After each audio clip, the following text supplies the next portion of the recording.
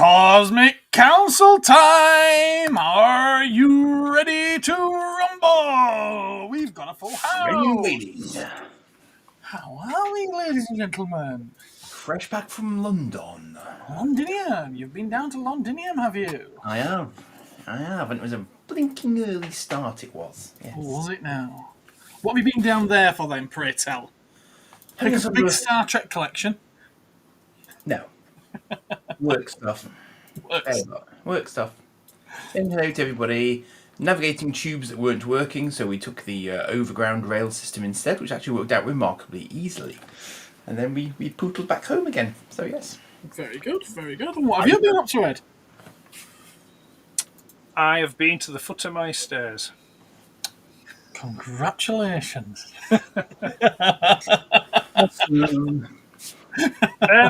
Sorry, what was the question? What was the question again? What have you been up to? What have I been up to? Nothing, really. Nothing of consequence. Nothing that people need to know about. I've just been pottering about this, that, and other, and doing things of little consequence. Fair enough then. I've been working. You may well have figured that one out because it's all I ever do. Yeah. Tell you what though, I've been very, very light recently in the term of editing videos. I've really let the side down.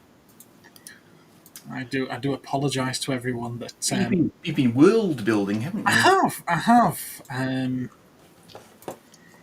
I've been microcrafting, I was going to say then. I've been Minecrafting. And to be honest with you, I've been having a blast doing it as well. It's a fun game. It is. I was talking to someone about something. Yeah. Oh, we're coming up on a good comment here from Benjamin in a moment. Are you going to be... Now, let's just do this for a moment. Are you going to be up back topic? Right, no, Joe. I'm not doing any suggestions that you send me as a topic. You can guarantee I'm likely not to be covering. No offence intended whatsoever. Oh, that's why. Deep Impact, a great movie. Yeah, the idea behind that title's got nothing to do with the movie, though. We will come to it. So yeah, hello everybody in the chat. How are you all? I'm just trying to catch up on your myriad of comments and hellos to everyone. So it's such a wonderful little community we've built here that everyone sort of like knows everyone now, and everyone likes to chat in the chat. Believe it or not. Every time Ed Outcome here, looks really sad. No, he's not sad. He's not sad. Sorry, what was that? Sorry, was that even English? What was that? He says that whenever he sees you, you always look sad. You're not sad. Every time Ed Outcome here, Yeah. Fairy, Yeah, I know.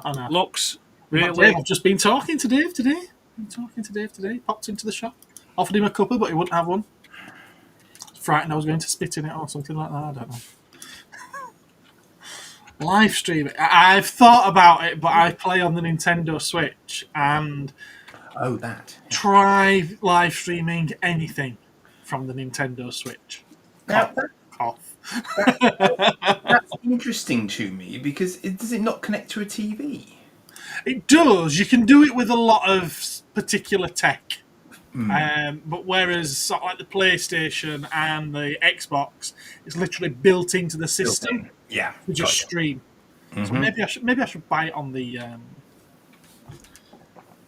PlayStation. Minecraft is available on several formats. Yeah, but no, I am sorry. It got to Thursday last week, and I was like, oh, I haven't got a video ready for Friday, which is why I threw together that McDonald's Evangelion one really, really quickly. And what was funny about that was I started watching it, and as soon as you held the bag up, I thought, those are not the size I was expecting. Because they looked really similar to the little teeny tiny McDonald's ones, the Transformer toys that I picked one up of recently. I was like, oh, that's not them. No, definitely not. Mine are bigger than yours, Andy. Yeah. Okay. Yeah, and it's now the night before Thursday again. I realise I don't have anything ready for today. I'm going to be doing the same thing tomorrow night. Maybe I'll just take that video down and put it back up again. Or you could we could take a night off.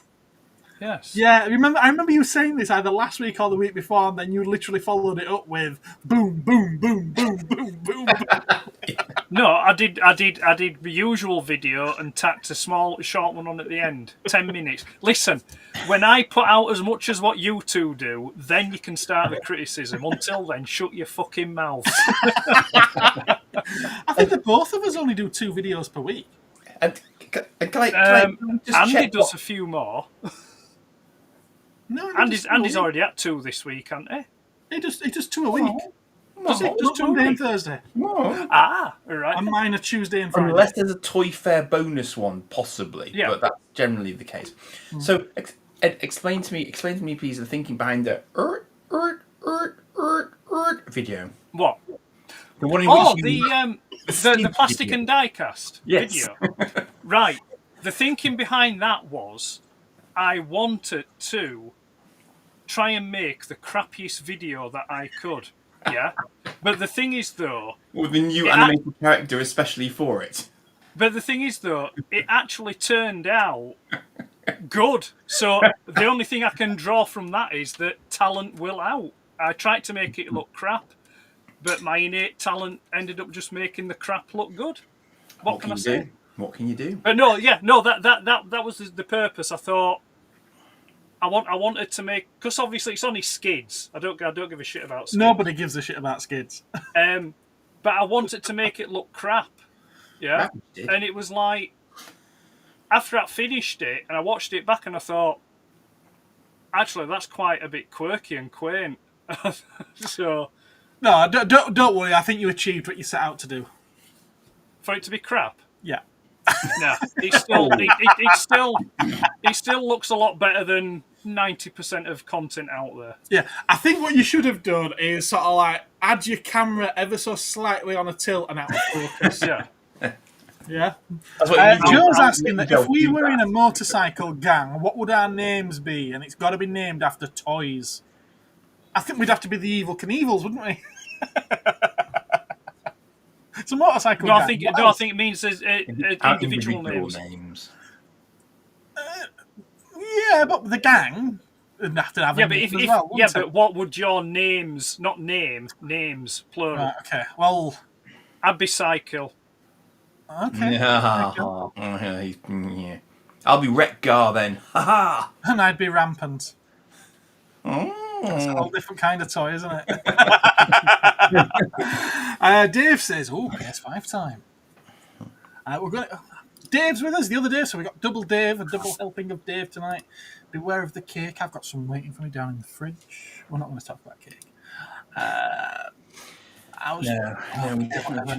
Give them both barrels, Ed.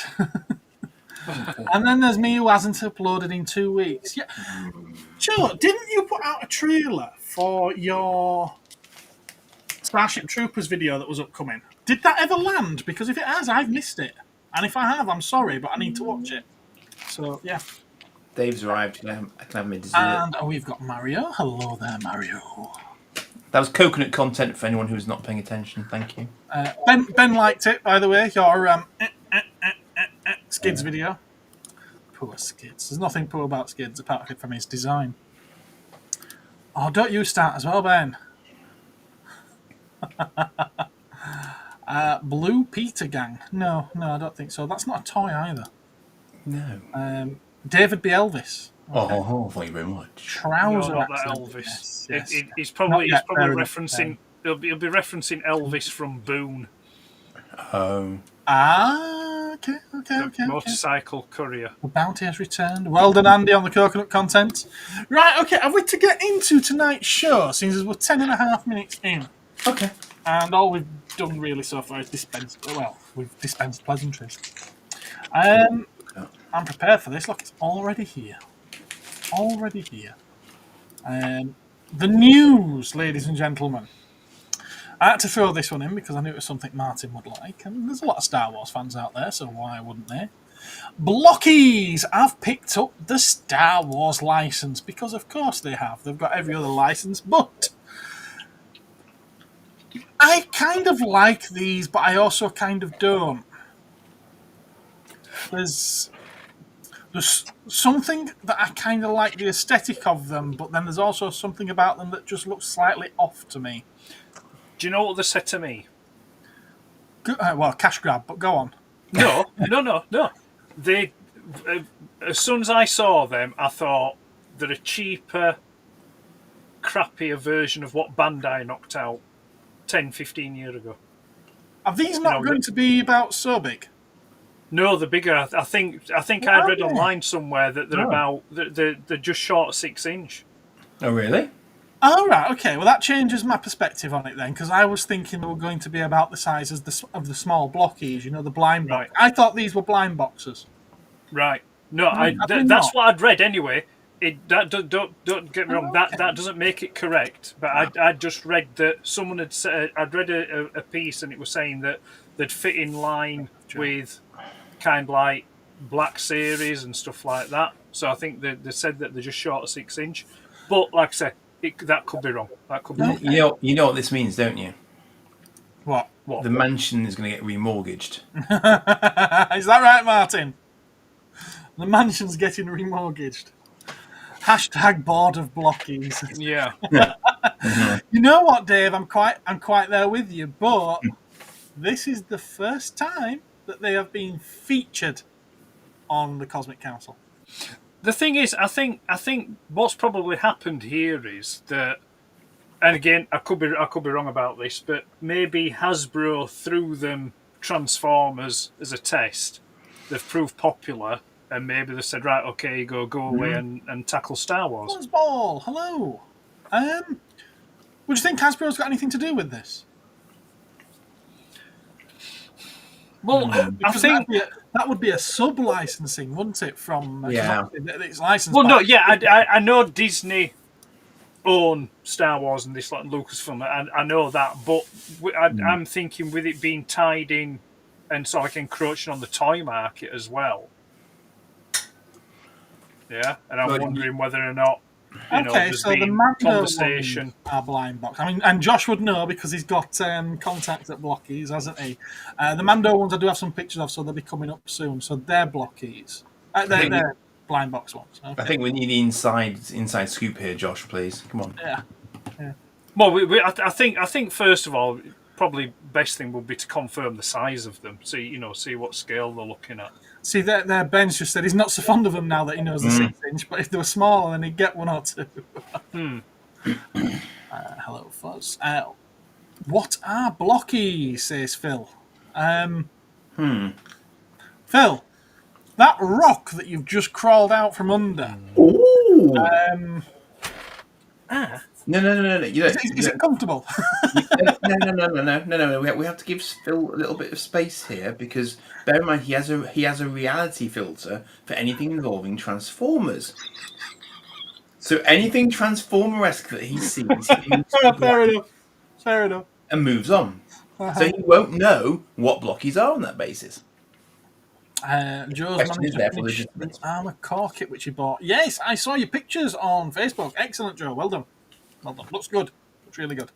The Transformers blockies are distinct from other Transformers stuff design-wise. They're just like, whereas these are just like any other Star Wars figure. They've taken less artistic license with these. I mean, they do look. The Star Wars blockies do look slightly stylized, but not to a degree. Yeah, I was just going to say, I think. Like I said, there's something about them that I like and that also puts me off them. They are still stylized. They're not just like every other Star Wars figure out there. But I do see what you mean, Dave. I do see what you mean. Size matters not, says Yoda. I don't need to buy more 6 inches of plastic. Have they... Blockies, I thought the game was terrible. Oh, what? No, different thing, I'm guessing, Joe. I'm sure the Stormtroopers will prove very popular. Yes, yeah, I'm sure. I don't know. I honestly thought that these were going to be 4 inch. I don't know why, but I thought they were going to be small enough to be blind box, and then I figured that they weren't going to get away with doing 3 3/4 inch because Hasbro have the license for that. I have a follow-up question. Go on then. That stand is not like the Transformers stands for blockies, is it? So do these still require construction? Because I thought that was the blockies thing. Well, that's the whole point with blockies, isn't it? They're not actually. I think you will. Kits. I think you will have to build them. Star Wars sure is boring. Got any Transformers stuff for me and Phil to enjoy? Yes, actually. Give me a moment. From a bit of research, these seem bigger than the blind box ones, says Josh. Okay. Well, thank you for that, Josh. It looks like Stormtroopers is going to be a thing because Series 2 is Stormtroopers by the look of it. If that's Series 1... Or is Darth Vader himself Series 1 and Stormtrooper is Series 2? Well, that says Champion Series 02, doesn't it? Yeah, I don't know. Right, I'm just taking a... I'm just zooming in. Version of the blind box, okay. Yeah, I'm zooming in on some of the photos, these blocky photos. And they definitely look like the kits that you build up because just looking... They've got toe joints. Oh, wow. There's toe joint, knee joint, then it looks like there's thigh swivel and thigh movement. There's elbow joints. Yes, my initial, assumption was correct. They're very much in the vein of the previous Bandai Star Wars kits. But like I said, whether or not they'll be as big. So like I say, I'm just looking to see if I can find that where I read about that they'd be 6-inch in size, but. Did the Blockies Transformers have weapons? Because these guys have got accessories. I believe so, depending on the character. Okay. So Optimus Prime definitely came with the gun. Oh right, okay. You managed to get? Did you get Grimlock? Yes. I haven't made him up yet properly, so I don't know if he's doofy or not. Couldn't remember. But these, I'm guessing, are going to be something like these, which are the Shodo figures. So they don't come blind box, don't these? But they do come in small boxes, and you have to build them up. Yeah. So I don't know if I'm accurate there at all, but they seem to have that kind of articulation. And look, Ben got a couple of these the other day as well. They're a lot of fun to build. A lot of fun. All right, okay. So, Dave, you were asking about Transformers. Phil, you can go to sleep for 5 minutes if you want, mate. Oh, yes. I had to include it, didn't I? I had to include this one. It's quite a big deal. Ultra Magnus. Yeah. Missing link. Personally, I've got no taste in having this in my collection. I'm not interested in owning it, but I will admit I'm very interested in getting my hands on it just to have a look and see what they've done, how they've done it, and then pass it off to someone else. So, as I spoke to Ed on Monday, I'm going to wait for him to get his and have a little play with that. Thank you, Ed. And this will be the first time that I leave something in the box. Well played, sir. Well played. It's a trap. It's I will be pre-ordering it. No, sort of like qualms there about it. The only thing that I'm interested in, that I'm keeping an eye on, is there seems to be quite a bit of variance on what people are charging price wise on it at the moment. Oh, really? Yeah, I've seen a couple of sites. They've put it up at something. I think it's like $260. Yeah, I don't think that's right. Who? No, Don't. Think that's because a few people have been complaining about the price. I mean, I worked it out. The yen price that Takara Tomy have advertised it at works out. I think it's about 120, 125. Yeah, I think I've seen some of the UK places saying 130, which is about right, isn't it? So how can you get to 260 from that then? Well, you see, these are American retailers, so I'm wondering if they're. I wonder if they're. Are they adding a little bit of extra tax on there? Unless it's something to do with the tariffs. That's what I'm thinking. Yeah. Yeah. That's a lot of tariff. That's a heck of a lot of tariff. Yeah. But you see, if they were smart, then they'd kind of. No, actually, no. Forget it. Yeah, you could say they'd have them shipped here, and then we'd ship them to them. Yeah, but you they see, seem to care more about they'd still origin get and manufacture. they'd still get tariff on that. Yeah. They would, but it wouldn't be the China tariff, would it? No, it wouldn't. No. It would. Well, I don't know actually. Apparently, I read somewhere that it often does actually depend on the place of original manufacture, not necessarily where it's shipped from. Okay. So you might still get clobbered for it, basically. Fair enough. Most unfortunate. So yeah, I don't know what your thoughts are on this one. I mean, I always thought, I mean, this could be sacrilege, but I always thought the original Ultra Magnus toy was a sack of poop. I was not enamoured of it either. I never had it for that very reason, because it didn't look right to me somehow. It just didn't look like it actually, because I had the comics version of him to compare with, and I thought there's no way you're going to do what he can do in the comics. So no. I did have Ultra Magnus as a kid. I got him for Christmas, 1986, along with Galvatron, Cyclonus, and Scourge. On Hot Rod. I liked Cyclonus. I liked it. I'll be honest with you. I liked the toy. It was a nice big chunk of plastic, and it was very large, very imposing. And I think, I mean, yeah, it was distinctly limited in its articulation. However, I think that with most toys of that kind of ilk back then, your imagination made up for the shortcomings of certain, of that thing. But the thing that always intrigued me was, as a kid, the Ultra Magnus that was sold here and in Europe had the plastic wheels, no paint on it, and no windows in the cab. Oh. Whereas the US and the Japanese release had paint, rubber tyres, plastic window in the cab, and all the whistles and bells kind of thing. So there was a bit of cost cutting. Odd choice on the European release over the Japanese and American release. But yeah, I mean, I'm interested. I think, yeah, I'm more interested from a point of view. I'm looking forward to seeing the engineering. Mm-hmm. I mean, I know the photos do give quite a bit of it away. They do. But I'm sure there's going to be still a few surprises that it's got that you'll find once you've got it in hand. And I think for me, I'm a little bit interested to see whether or not it does for me what the Optimus Prime did, which was very much surprise me and blow me away.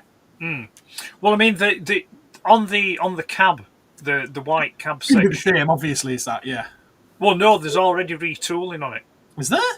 Yes, yeah. If you study the pictures, they've actually retooled it in a couple of places. The main place is on the bottom of the legs. There's now at the back of the legs. There's a flip up panel, so you can bend the toes backwards. Oh, wow! Back and up out the way. So they have actually been and done a little bit of a tweak here and there on it. That's very interesting. But I think, judging by what I've been reading and comments that some people have made, I think there's a good chunk of people that are. You're easily pleased, Dave. Holding fire on this and waiting for the Diaclone Magnus repaint. I beg your pardon, Ed. You kind of muffled. Yeah, sorry, yeah. So they're holding off on this and they're waiting for the Diaclone Magnus repaint. Okay, yeah. I could see why. I mean, that the Diaclone colour scheme is a lot more interesting than this. Yeah. But no, it's not something, like I say, I'm particularly interested in, but I want to have a little fiddle with it. I mean, obviously, it could have done without that horrific RC on the back of the trailer there. Yeah, yeah. Can someone just check that Phil's still alive, please? Thanks. I mean, I suppose the other interesting thing that occurs to me with that is, will Optimus Prime fit into that armour? I believe so. Should do, Right, really, but shouldn't they? You would think. Why would you? from the look of it, the way that it's held, the way that the white cab is held into the trailer section, it's by tabs, like rotating tabs that hold it in. Okay. Can someone explain to me the top and bottom left picture here? Why on earth is the trailer upside down? It's a base mode. I can say, does it transform into a battle station mode? Yeah, it's like a battle station base mode kind of thing. I've never seen that before. It was an option that you could do when it was under the Diaclone line. Oh, right, okay. Because the the helmet, if you will, would attack. Because the chest piece on Magnus, on the bigger robot, has wheels on it. Right. And then the head goes onto that as a gun turret, which they've done on this. They've actually put wheels on the chest piece, so you can do that now, like the Diaclone one. So the modes that have been carried over, and then that's a carryover from the original Diaclone one, a different color, and they've give it. I mean, did the original Diaclone one transform? It's got just a roller like the Optimus Prime one. No, it was a transforming buggy. This seems to have a little bit more articulation than the original one. Oh, well, He's got a wee bloke in him. He's got a wee little driver. He's got a little driver in him. Yeah, you get a little Diaclone driver with it. Yeah, I think Phil's busy playing with skeletons. Leave him alone, everyone. I think somebody at Takara Tomy needed a slap for naming that Deer Stalker. Well, yeah, what? It's like, why? What relevance has Deer Stalker got to that and Ultra Magnus? I mean, if anything, I think that I'm going to choke to say this, but maybe they could have called it Minimus Ambus or something like that. Or, that would have been, or even Dion. Yeah. Maybe it was a mistranslation. Maybe it was supposed to be Hunter or something like that. No, I think Minimus Amber, or even just either Minimus or Ambus, would have been a nice little to certain fans. Yeah. Yeah, a wink to the horrific latter stages of IDW. I'll be honest with you, I don't. Is that latter? He started okay. No, I mean the Minimus Ambus thing. Would you consider that latter? Yeah, because I don't think they introduced him until it was it split off. It won it to the Lost Light. Yeah, but there were still loads after that. Yeah, there was an awful lot after that. That's very true. I'd say there were a good 8 or 9 years after that. Well, there. I could be wrong, but yeah, I'm sure. I didn't even know that the IDW ran it that long. I think Lost Light did adventure quite a bit, didn't it? I mean, they only lost it when Skybound took it over. And that's only 2 years in, isn't it? Is it 2 years Skybound's had it? Well, assuming so, if it comes out monthly, because we've just had issue 23, haven't we? So, right. Yeah, assuming so. Was it even in Sherlock? I need a needle to wake me awake, keep me awake. Right, okay. Sorry, there's another picture there as well, which shows you all the bits. Interesting that it comes with the Matrix of Leadership. It's a blue one, though. It's silver and blue, isn't it? Yeah. Well, it's just missing the gold, really, isn't it? Which would have been on the orb. Yeah, it's everyone gets a Matrix now. Yeah, because they, now we've got 13 primes, and it's like you don't understand the term prime, do you? He was the Matrix carrier for a while, though. Don't forget. Well, he didn't carry the Matrix that long, did he? Well, no, I said, but for a bit he was, so it does fit in him technically. He got it. He set off into space. He crash landed. He got hung, drawn, and quartered, and then that were it. Poor bloke never had a chance. Right, are we ready for Christmas, everyone? No. Are we ready for Christmas? I mean, I have actually, as a matter of fact, started my Christmas shopping this week. I did observe Mark Sweetie's of a Christmas nature in his food store today. Yeah, well, the next item, in fact, it's the last item of toy news. It's by JoshyyBoyyToys or JoshyyBoyyToys, I had to feature it because it's quite cool looking. Frosty the Snowman. And isn't it good? Don't you think it looks very much like he should do? I'm not sure how many people there are around the world that's going to want to buy this, considering it's such an old and fairly obscure IP. But it's bloody brilliant. I love it. I think a lot of people will buy it just to have like as a Christmas decoration. Yeah, it's Christmas ornament, isn't it? Yeah. I'd be in the market for one of these. But for the kids, can you remove the pipe in this day and age? That's the question, isn't it? Well, it's got alternate heads by the look of it. Andy, shut up. It's people like you that's got us in this mess today. That we're in. I didn't say I would remove the pipe, did I? No. So Ben says, "Are we ready for Christmas?" No, says Martin. Although he does seem to think it's hilarious. I like it. I think there's a certain charm to this. Yeah, it's very inoffensive. It's quite pleasant. Yeah. There were a dozen images or more. I've just picked the 3. I wanted to be able to show that you could turn it into the actual snowman before it owned by Warner Brothers. Interesting. Yes, indeed. But it's squinting at the small print. I like that. I really, really like that. They're doing some fantastic stuff, aren't they? I mean, between Cheetah, I'm sure they did Cheetah, but they've also done Tony the Tiger. They've done this. Yeah, I think I'm on board with Jar. They're doing a version of the Snowman as well. They're doing a Snowman figure. It's just a puddle. It's just a bit of water in the bottom of a blister card. Spoilers. So yeah, that's the end of the news. And then next year they're doing Where the Wind Blows, When the Wind Blows, and it's just going to be a charred corpse in the blister card. No, I've done that the wrong way around, haven't I? Yeah, that's better. Shuffled. That's the council shuffled. There is one more thing that I want to share, and it's something that I have been meaning to share for probably about 3 months now, and I keep forgetting. We love you too, Gareth. Yeah.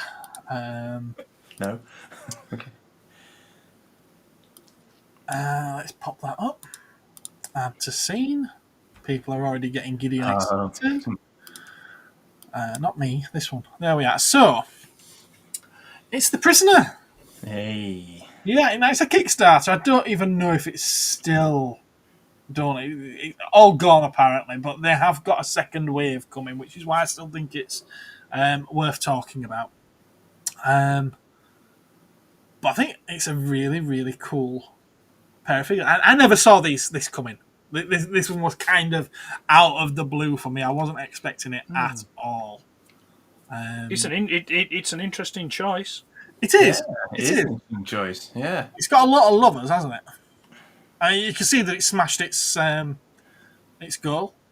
They were looking for 36,000. They got 86.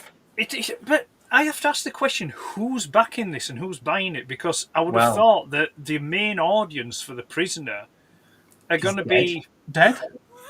Well, no, let's not be that harsh. But they're going to be. I mean, Phil's still around. Look, and he's gagging for it. Martin won't mind a piece of it. What year was The Prisoner? Was it 60s? Was it 60s? 60s, wasn't it? 70s, wasn't it?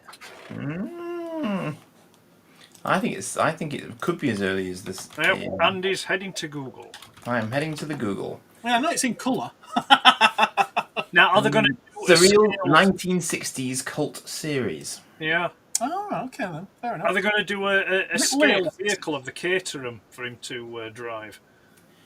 1967 British TV series. There 67, you go. yeah. So late 60s. So, okay. Who is number one? Well, you never know who number one is, do you? That was the whole point. no, he's number 1. No, he's number 2. No, that's the big reveal at the end of it. One series of 17 episodes. That was it. I'm pretty sure the big reveal at the end of the series is that when he finds out who number 1 is, it's him. I thought that was just a fan theory. I don't know. I've never watched it, so there we go. No, I know of it, and I know the sort of. Why on earth would he spend every episode trying to escape if he was the one in charge? Because he doesn't know he is, presumably. And that's And who is it then that's hiring a different number 2 every episode? The powers that be, presumably. I think the figures are very good. Oh, they look great. I mean, the sort of costumes on them look superb. Then you get into different tiers where you can get different... And they come packaged in a lunchbox. Well, I think that's a particular tier. If you buy both and you get a bit extra... Oh, right, so it's just the 2 figures then? Yeah, 2 figures. Right. But then they have... I don't know if it's going to link me to it down here. No, it doesn't look like it. I wonder if it skews the fast-movingness. Yeah. Last updated September 6th. I'm sure that there is another way of going, or that maybe they've just announced it and they haven't set it going yet. I don't know. Tell you what, if I go back. So, I have a question. Martin can hear the theme tune. It's interesting because all I can hear is Iron Maiden. There you are. As I said, there are more. That's wave 2. Oh yes. Did for some reason I'm maybe it's for the time period, but has anyone ever done Blake's 7 figures? Nope. What? Surely that's going to happen. You would expect so, wouldn't you?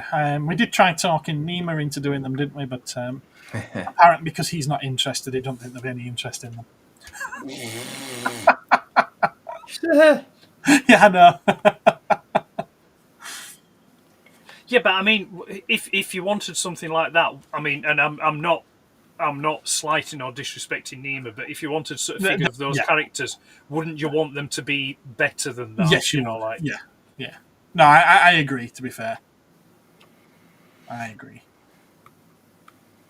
Is that a slight at the Cosmic Toyman action figure? No, I did say that. I said that you want them to be better. I know. Yeah, no, like I said, I agree. I do think these are quite good. When they do this, they've actually commissioned a mock-up of a prototype one then before a full production run? Either that or they've 3D printed a master. Yeah, because that would be quite easy to do. It's the mass production that's expensive because of the to have the proper molds made, the metal molds, that's super duper expensive. But yeah, I think these are quite good. And like I said, I did want to talk about them a while ago, and I kept forgetting. I even got the pictures ones, but because I didn't do it on a Wednesday night, it got caught up in my phone with all the other pictures and got lost. So yeah. Right. Okay. So that's that. And if it reaches its stretch goal, you get a white balloon that you can blow up and throw at your figure. Yeah. Sounds about right. That's what people have been saying. Were you putting up those comments then? I think someone was. Yeah.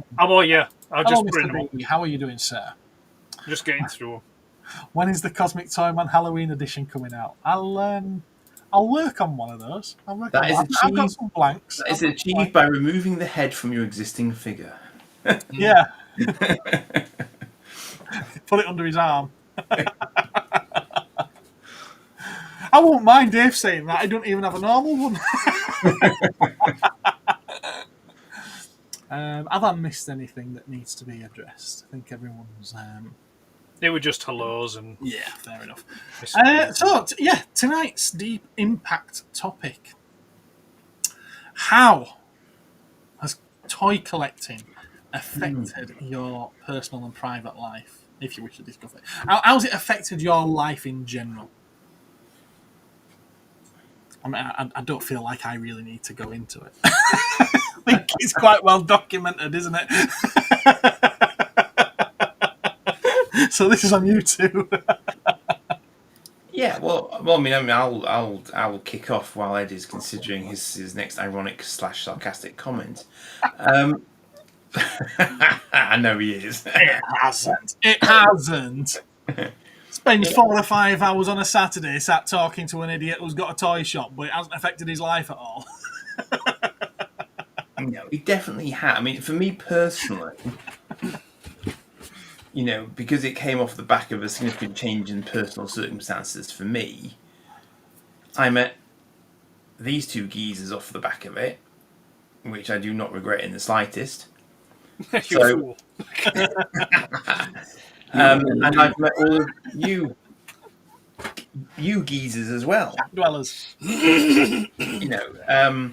Which I would not have done had I not gone down this particular road in the way in which I've gone down it. I think so. Call it happenstance, call it good luck, call it whatever you wish. But if had I just stuck to getting stuff off eBay, obviously I wouldn't have arrived in this place. Had Gareth not asked me to come on here, I wouldn't have arrived in this place. But it certainly, from my point of view, it gave me a sort of a direction at a point in time when I was somewhat lacking in direction. And it's given me new friends that I did not have present in my life prior to this. So for me, yeah, massive positive, definitely. And I have to say, one of the, it's got to be. I don't know if pride is the right description for it, but when little me went into Gareth's shop, that I was just sort of grinning internally from ear to ear. And then when he took the photo of us all as well, I just thought, I don't think he has a bloody clue what it actually means to me. But it's like it was just lovely to finally be able to get him over there. I did that. I didn't make a big deal of it. I said, "Do you fancy coming to Dewsbury?" It's like, so yeah, right then. So but it was actually really lovely to for him to actually be able to meet everybody and sort of understand that you weren't a made up people. I was saying that I was actually sort of talking to all the time. I will show that as well.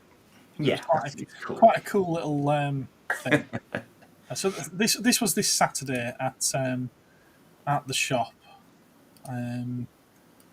So my lad very kindly got behind the lens for that one. I don't know if there's a way I can make it. No, that's about as big as I can get it. That fat twat in the middle's someone who he only turned up for 5 minutes and muscled his way in on the photograph. Well, I think calling me a twat is a bit harsh, but all right. The follicularly challenged one on the end is also me. Oh no. Okay. We've got Buford in the middle advertising himself. Well, notice he's absent in the chat tonight. Yeah, the multicoloured one in the middle is me. Yeah, obviously Andy's Andy, and then we've got Ben taking up the end there, and you can just glimpse a little bit of my mum's mobility scooter just behind us. I did have to clip her out of the shop because she wasn't pleased with the fact that she was in it. I said, "Well, it's got wheels. You could have moved it." Yeah. But we had a good laugh, all of us. We had a giggle. Yeah. So, we're done. That's it. Done. Go away. Back to this again. There we are. Yeah. I had to share that. It was.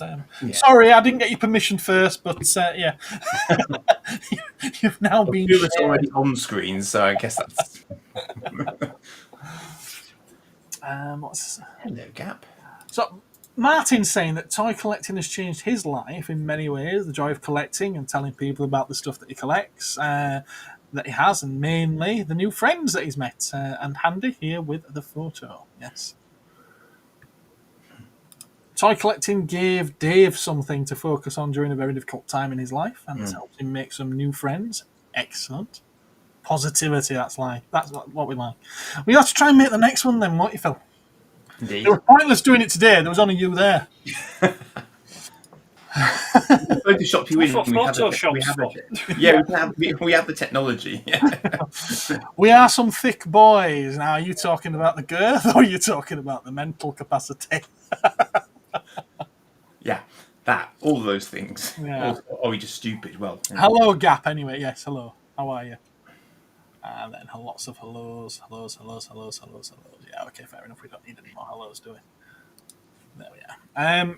Yeah, so sorry if I broke you off there, Andy, but you mentioned the photo and it had to go on. So go on, go ahead.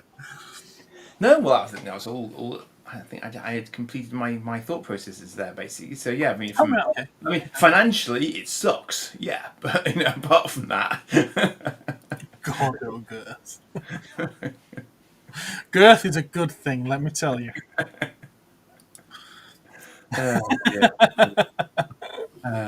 What about yourself, Ed? Sorry, what was the question again? How has toy collecting impacted your life?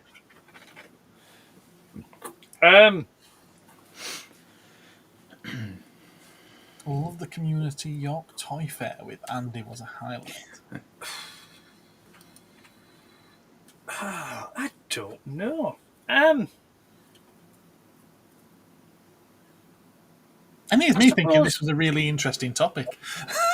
It is. No, it's a good topic. No, it is. It is. I'm just trying to filter and file what I want to share and what I don't want to share.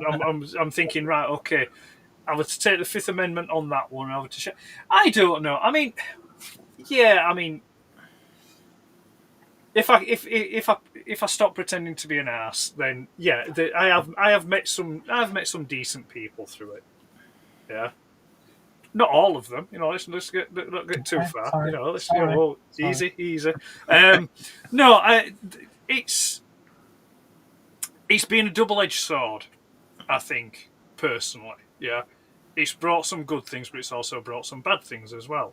Okay. Yeah, because like I say, it's the kind of thing that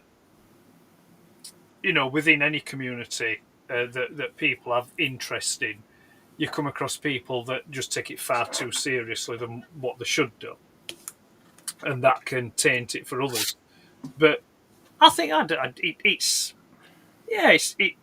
been a positive focus in a lot of ways, and it's brought out some creativity in me, which I'd kind of allowed to lay dormant for many years in certain things, so there's that. And it does bring joy.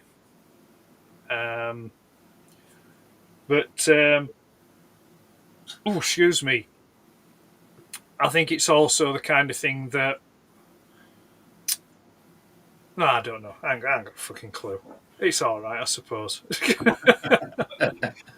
Well, thank you for that wonderful, insightful. Well, no, because right.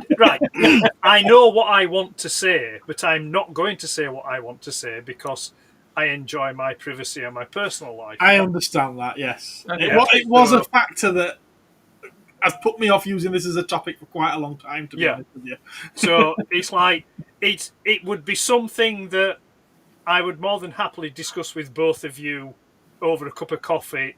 Sat in my living room or something like that, but and this is not besmirching the other people out there. I'm sure they're all cracking people, but mind your own fucking business. Joe gets it. Yeah, Joe gets it. Joe gets it. No, the thing is, I think it's been my experience that I won't say everybody, but the majority of the people that I've spoken to within the community that collect in some way, shape, or form all seem to have very similar motivations that got them started, or very similar circumstances bring them to it. Yeah, and I think that sort of like that will probably cover it. Yeah, that things happen in people's lives that bring them to certain things. Yeah, and I think for the type of people that we are as collectors, I think it brings us to that. Some it does, some it doesn't. Some it sends other way. Down a more destructive path. More destructive than bloody buying pieces of plastic and die-cast. Oh, God help us. Ed, but no, we're just recycling, mate. We're recycling. Yeah. These things would just be landfill. We are saving the world, mate. It's all good. But the thing is, though, it was interesting. All year round. You're damn right I am, Gap. You're damn right I am. What can I say? I will say that it was interesting, though, because when you sent the topic round, I did actually. I've got some. I had a little stream of thought. I just sat down with a cuppa and a pen, and I just allowed my brain to go on a free form stream, and just jot notes down. These aren't specific or anything like that. I just thought, I'm not going to read them all out. It was more, I just wrote them down for me kind of thing. But the one that I kept coming back to when I was just this stream of thought I was having, the one that I came back to the most was as collectors, we seem to be. It's that we can't get enough of the things we don't need. Yeah. Yeah. Yeah. And That said, I had a couple of lads in the shop today, young lads, and they've recently taken up golf. Yeah. Well, let's say that's what we were interested in. Yeah. We'd probably always want to be out on the golf course. We don't need to be out on the golf course, but we'd always want to be out on the golf course. I'm sure it'd be the same if we were into fishing or going to the cinema. If you're really into going to the cinema, then you're always going to want to go see the latest film. But I think that's the thing. You see, I think it's. I mean, I know people that collect shoes, trainers. They always want new trainers. Are you Ed, talking about the difference between a sort of a compulsion to do something for the sake of it versus something you derive enjoyment from on a more occasional basis? Well, that's the thing, you see, because I think that, and I'm not saying this was just ideas that came into my head. I'm not trying to label all collectors with this, but I kind of thought, well, it seems to be that it's like trying to fill a gap. Hole that's there, and the collecting is a way of doing that. It's replacing something that's missing, or something that you never, that trying to get something back that you lost.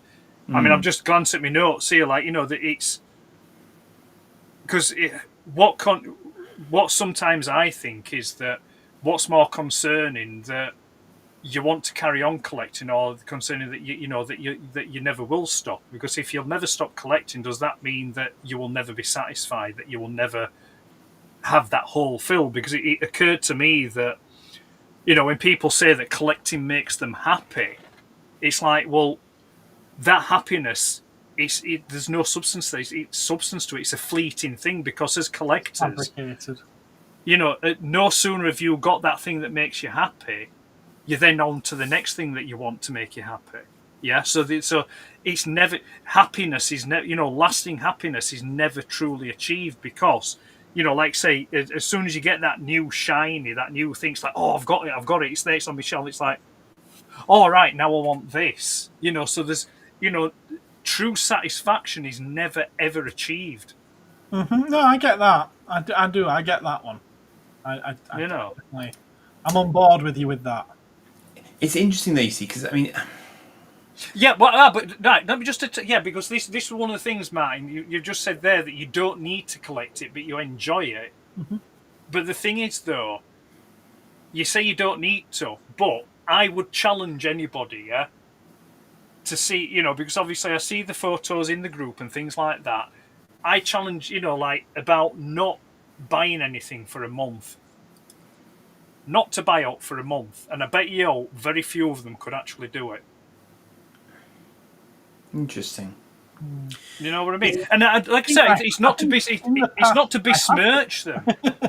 It's not a criticism. It's just it's kind of like it's looking at it like from a behavioural aspect. Because like I say, it's I think it's just a case of that. Yeah, because it's like it's if it's all about the shelf and getting stuff on your shelf, it's like, will that shelf ever be filled? Because it won't, because you'll then just make a new shelf, and then you'll fill that, and then you'll fill that, so it just carries on. It carries on. I mean, if it was in terms of if it was, it's almost an addiction in some respects. It bears all the similar hallmarks, yeah, to an addiction. Where it's like, I don't need to do it, but I keep doing it. Or it's like, there are definite links that shopping in general and buying new products, it doesn't necessarily have to be collecting, but just buying new products, it releases endorphins, which make you feel happy. That is a scientific fact, isn't it? So I would imagine that collecting in general, when you get something new and you get it home, and obviously the buying of it and the adding it to your collection, that's bound to release those same endorphins. But they're not ones that you can't get on any other way. But that's what I mean. It's like, if you're purchasing, I think there's a clear distinction between purchasing things that you need as opposed to things that you don't need. Yeah, because like I say, that I'll go back to that top statement I made. As collectors, you cannot get enough of the things that we don't need. We don't need them. They're not. They're not essential to our survival or our. Martin said that he could go a month without buying anything, but he'd be a miserable sod to be with. It's all right though, because he is single. But you see, I taking the piss. I mean, I'm not. It's kind of like it's. But isn't that quite sad? And I'm not being harsh or judgmental or anything. But it's like, is it not quite sad that we rely on this kind of things to make us happy? Well, you see, this is everyone's got their own reasons for what they're getting, right? A fair proportion of the stuff that I get is because I think people will be interested in seeing it.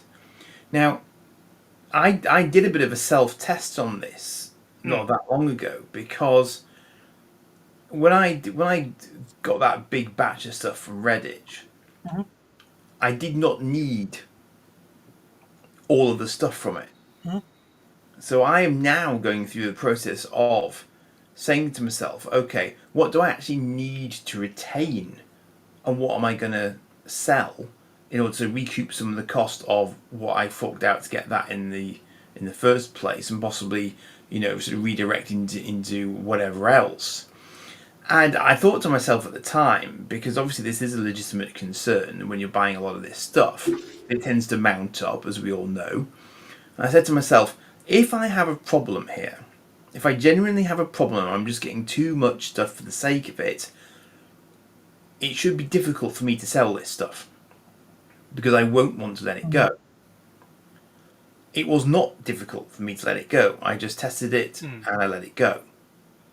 So that, to my mind, meant that I was still thinking in a reasonably rational way about what I was getting, because I was genuinely doing it for, if you like, the thrill of the hunt, in terms of actually ending up with a full, contiguous collection of items, which, yes, does fulfill some sort of satisfactory craving sort of side of it. But as I suspect others do, and as you do, Ed, as well, I think it's fair to say, we might both reach a point where we decide, okay, got all those, displayed them for a bit, now they're old hat. I'm actually going to move these on now so someone else can enjoy them, and I will think about what I might like to get next. And I think if you're doing that, then it is just like any other collecting-driven hobby. Yeah, sure, it happens to be toys. It could be any other thing that other people do on a regular basis. Many people buy shed loads of wine on a regular basis, consume it, flush it down the toilet, and then move on to the next bottle. I would argue that ours have greater longevity. So in that sense, is what we do any dafter than that? Well, actually, no, it's probably less daft, I would suggest, because we have things we can look at throughout a day that generate a degree of internal happiness, and we just get on with the rest of our lives after that. And it's like, well, sort of, yes, it'll seem odd to others, but bugger that for Game of Soldiers. We can do whatever the hell we bloody well want, quite frankly. So yeah, I mean, just get on with it. Enjoy. Life is short. Do what you wish to do without damaging others is the moral of the story, I like the idea that I'm keeping little bits of ancient toy history going as well, know? Because, I mean, obviously, I'm possibly a little bit different to some others, because I buy far fewer new toys than many do. I tend to be very backwards looking. But, that's just what I've come to find that I quite enjoy doing, But it's like, some of the other thoughts that occurred to me as well while I was just sat there jotting stuff down as it came to me mind, about, and I don't know if it's exactly what you said at the top of your statement there when you said about picking some bits up to show. It's like, is it like,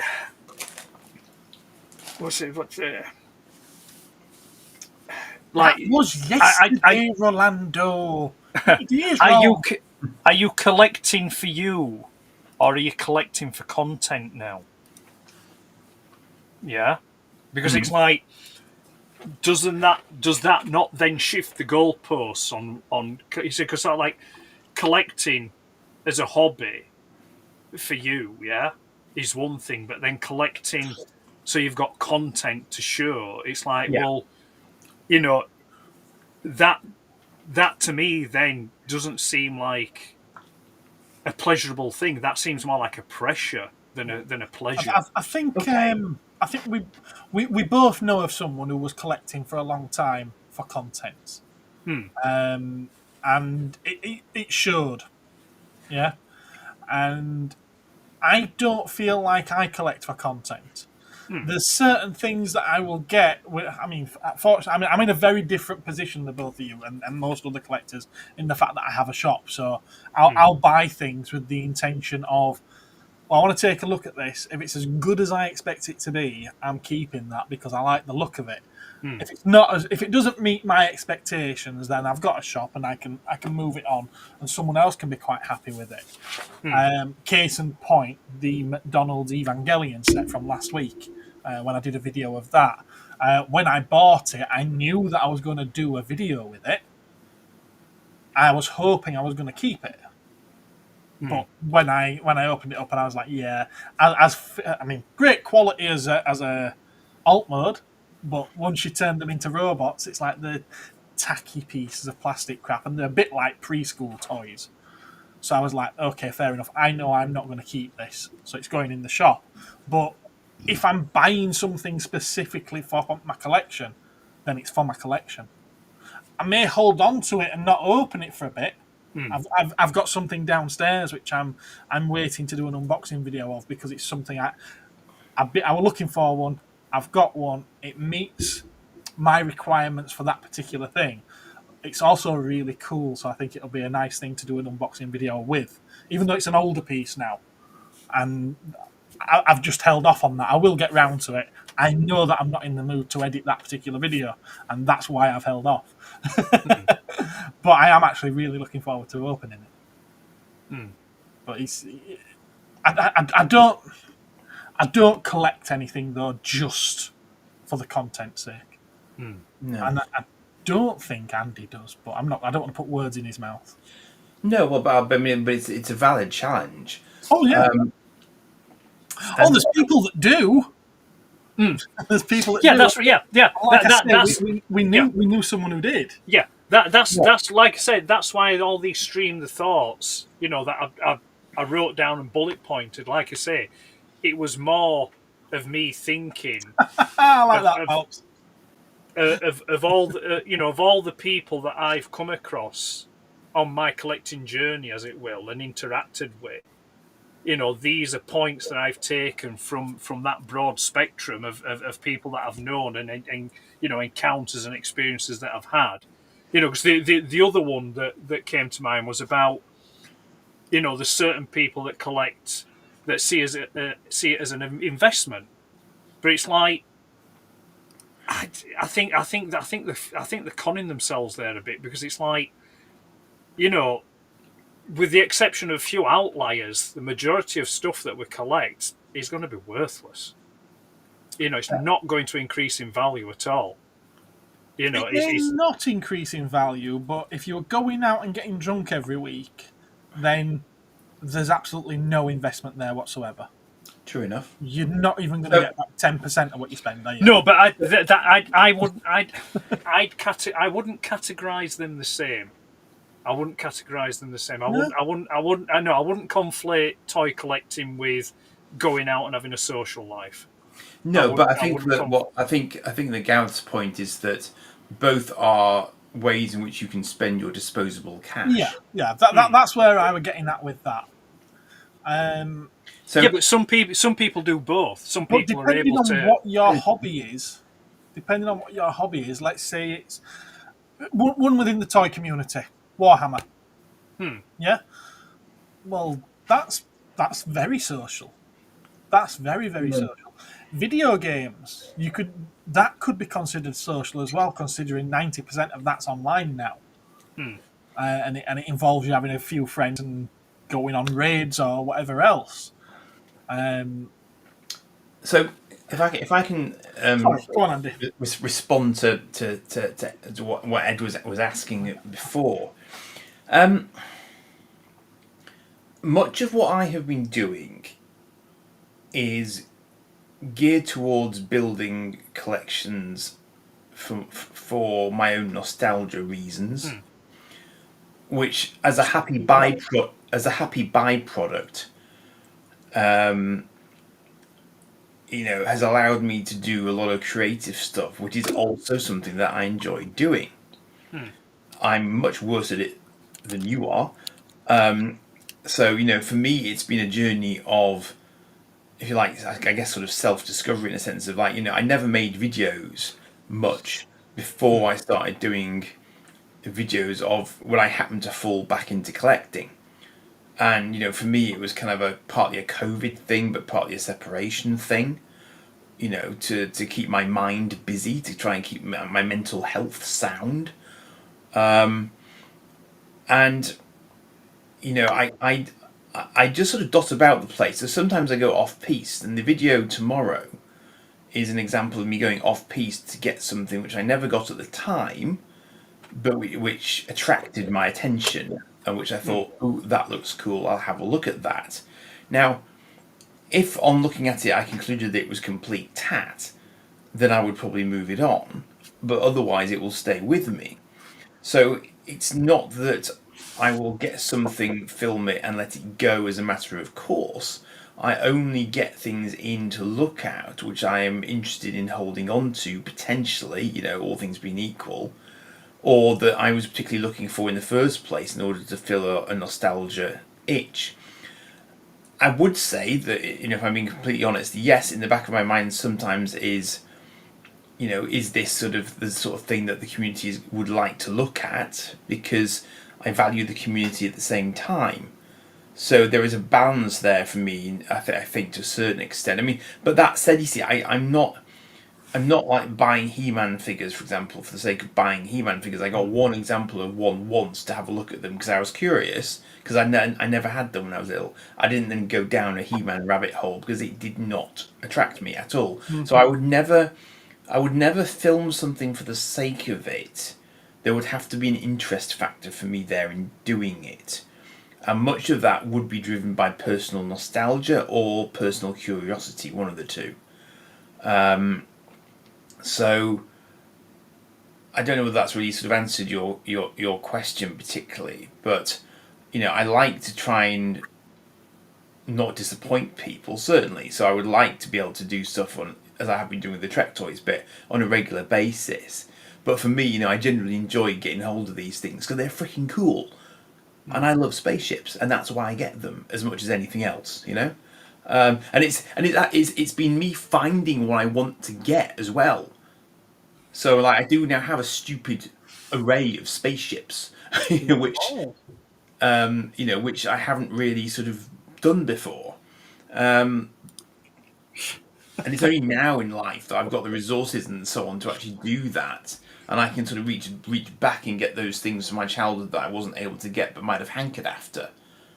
So that's the kind of thing that's sort of driving me. It's that sort of going back and just having a look around and seeing what there is out there, basically. Because you go into a store like Gareth's and you just like you're immediately hit with all this stuff that you never knew existed, or you remember existing but you just never had, and you always kind of hankered after, but you never quite got your mitts on it.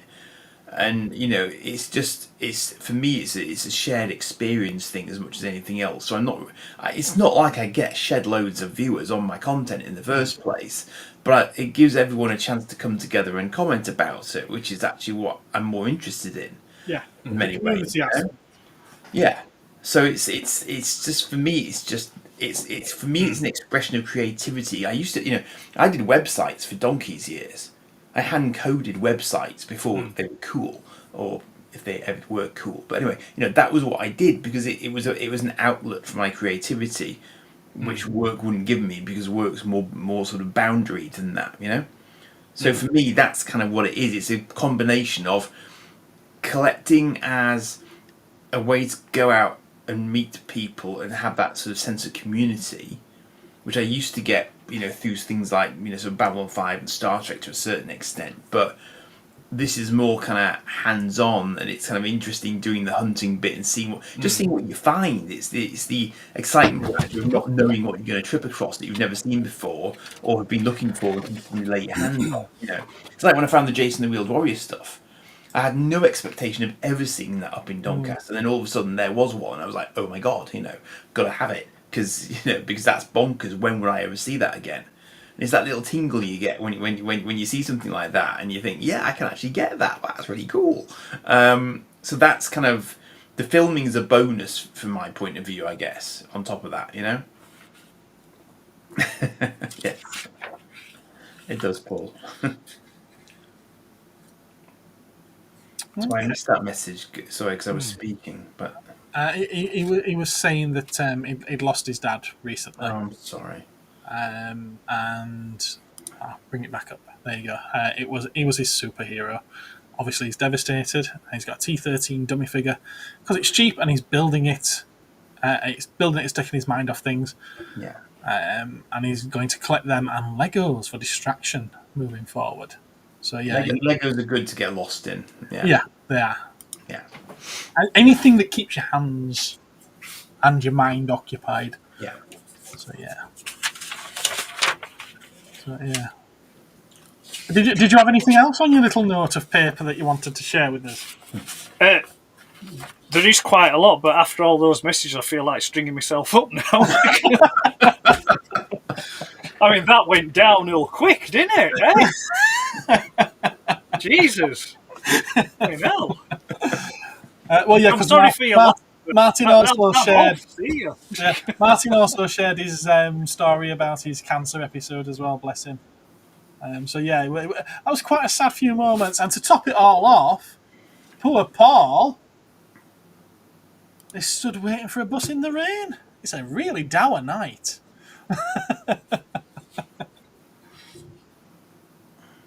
It's been a while since I caught a bus. I have bad memories of catching buses. Yes. Still Bad sore. things happen when Gareth catches buses. Yeah.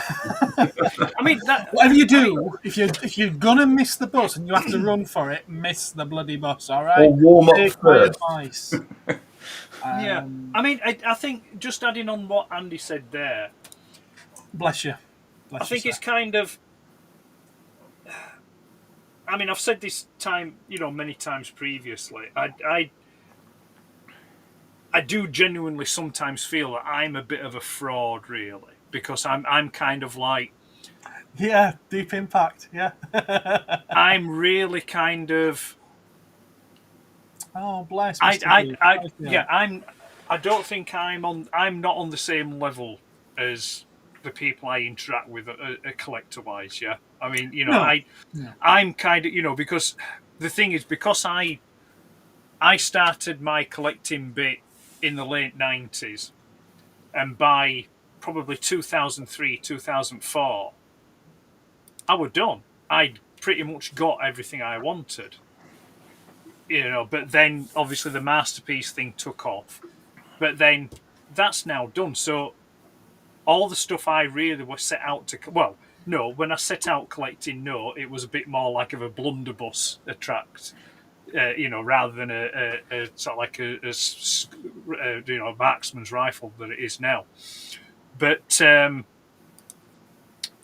now it's just a case of, it's the replace or upgrade, or if something I think, oh, right, yeah, I think I'd like to take a look at that, or I'd like to see what that's like, So I'm kind of, I really wouldn't class myself as a collector. I'm more of a kind of like a casual acquirer from time to time. You are still collecting though. I mean, you're picking up Mythic Legions now. You get the series or GI Joe, don't you? GI Joe's done. Black Series, when I get the Sant Trooper end of this month, that will be done. Mythic Legions, there's nothing. Well, there are a couple of bits, or there might be one or two bits on the horizon, but there's nothing now immediately that I want. So I would say that, but the thing is, the thing that it does open up other avenues for you and other, aspects of things to do. So for me at the moment, the thing that I'm enjoying the most, it's not so much the video, it's the editing and the creating of the videos that I enjoy. Yeah. That's come out of toy collecting. Yeah. Yes, yeah, I would say it has, yeah. And the photography, my photography, my love of photography, that came out, because I probably wouldn't have done photography if I hadn't have started with the figures. I mean, I started reviewing figures and photographing and reviewing figures way back in like 2005, 2006. That's when I started doing that kind of shtick, and then I just kind of like went in and out kind of thing. The YouTube thing is a new thing for me, really. But like I say, I could quite happily stop the YouTube thing from me personally, but I would be happy to continue to be creative for someone else. Yeah, to do that designing aspect and that creating kind of thing. Yeah, I mean, I already do it. There's probably a handful of YouTubers out there that I have done, video intros and video segments and things like that for them. Yeah. And some of them credit me, which is fair enough. But some of them, I said to them, they said, and I said, no, I said, I don't want, I said, I just do it for the love of it. I do it because I want to, kind of thing. So I do enjoy that aspect of it, and collecting has brought me to that. So yeah, who knows what the future will hold for me collecting wise. I mean, I asked myself this question about if I was to start being a collector now, would I? And the thing is, I don't think I would.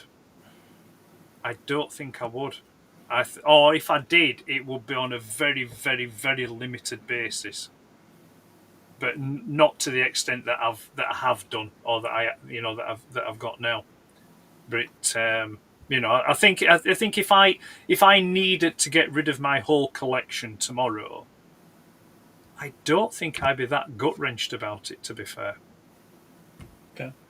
You what? Sorry, Bagsy. Because I think I'm kind of open to the next stage. I think at the moment, the next stage of life, or the next stage of whatever kind of thing. But you see, that then leads on to another thing about the value of things, because as collectors, we kind of do and don't dictate the value of stuff. Really, it's the marketplace that dictates the value. That's why it ties back into about the investment thing. Yeah, it's it's okay saying, oh, I'm going to buy this figure and sit on it for 10 years because it'll increase in value. It's like, well, no, if that figure is worth something now, the time to sell it is now, because the marketplace is dictating that figure is of value now. Yeah, so a figure won't be valuable when you decide to sell it. It will be dependent on when the marketplace dictates that it's going to be valuable. I've had this conversation with Transformers collectors. All my Transformers here, another 30, 40 years. Sorry, no, but probably about another 40 years. Most of that is probably going to be absolutely worthless. There'll be one or two pieces that retain the value, but there will be nobody to collect it that has a personal connection to it anymore.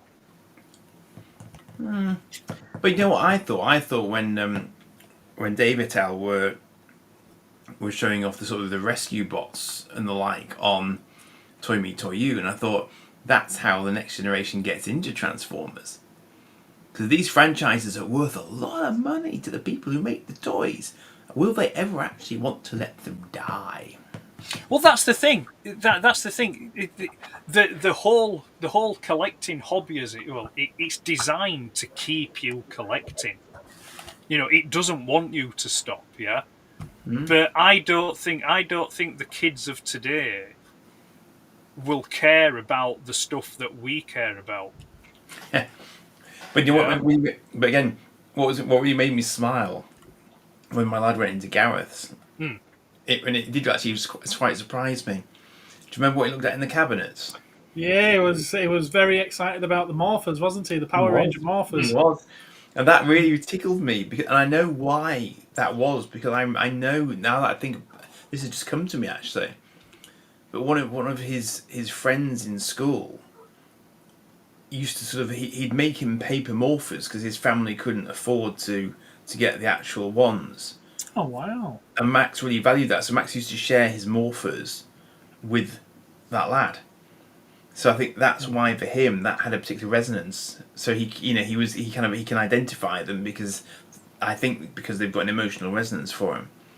So even his generation, there is still that possibility that for some kids at least, certain things are still going to have meaning down the line. So there is hope. There is, yeah, but I think as generations move on, that will change, because I think you've got it's very much a digital generation now.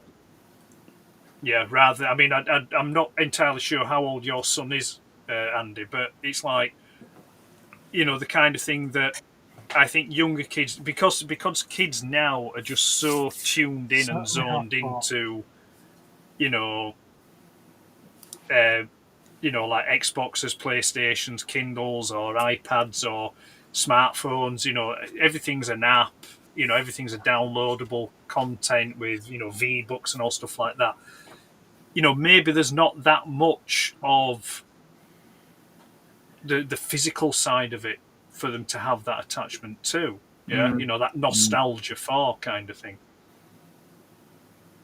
But who knows? I mean, I'm certainly open to the possibility that everything I've said is a total and not a bunch of crap. It's like it's a 50-50 thing. I'll either be right or I'll be wrong. And that's it. But it's just musings. It's just streams of thought that come. I think it's one of those things where it's time will tell. Time will tell.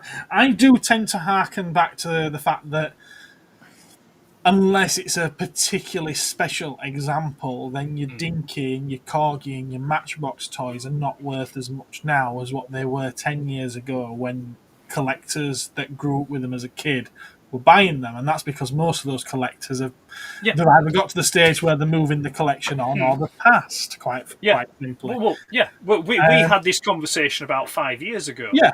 And, on the Dinky, the die-cast side. We can equate that to the fact that will there be something that keeps that brand, that type of toy, that keeps it relevant? And if you can't keep, you've got to be able to keep cars relevant. They're always going to be on the bloody road, aren't they? At least in our foreseeable future. But obviously people have moved on from dinky cars, which are quite simple. They want more high detail cars now. Which, are they toys or are they models? Yeah, they're not quite toys anymore, are they? So you look at your Hot Wheels, they're massive. And certain ones of those are worth an absolute fortune. And obviously the original Hot Wheels, they're very, very expensive and very, very desirable, even if they're battered. But I think the thing is, though, I mean, fundamentally, Hot Wheels make toy cars. Yeah. They don't make collectibles. They don't make models. They do make collectibles as well. They're releasing £200 toy cars. You can't tell me that's a toy. That's a collectible. Well, it's all depends on perspective. If you're a high earner and you can afford to buy your kid a £200 toy, then it's a toy. Yeah, when we had this conversation with Hot Toys, there'll be people who would buy the kids' Hot Toys as toys. Because it just depends on your financial situation. But I understand what you're saying. In that case, the Royal Dalton ornamental women figurines would be considered a doll. They're still not toys, are they? They're meant to be put on a shelf and looked at. They're not meant to be played with. But if the item is capable of being played with in a way that doesn't involve its destruction, arguably it is a toy. But anyway, there's something in here which I know Ed straight away would say that's a toy. It's a Hot Wheels car. It comes in its own display case, which is not meant to be opened. And as soon as human fingerprints touch it, it's going to look like a piece of shit because of your fingerprints all over it. I'd say that's a collectible. Just get the kid to wear gloves. And see that's another thing that confuses me and makes me laugh and kind of like think, when you see these YouTube reviewers wearing gloves when they're reviewing toys, it's like, get a grip, will you? It's a toy. Yeah? But anyway, that's... but no, yeah, I think fundamentally, if it's made by a toy company, I think its Cool, its intended purpose is to be a toy. I think it's adults that dictate whether it's a toy or a collectible. And I think in some respects, not a toy. No. We kind of...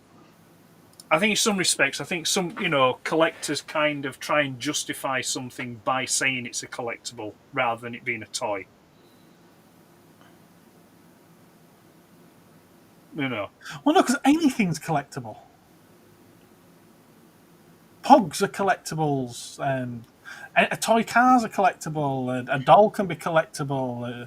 Milk bottle caps are collectibles.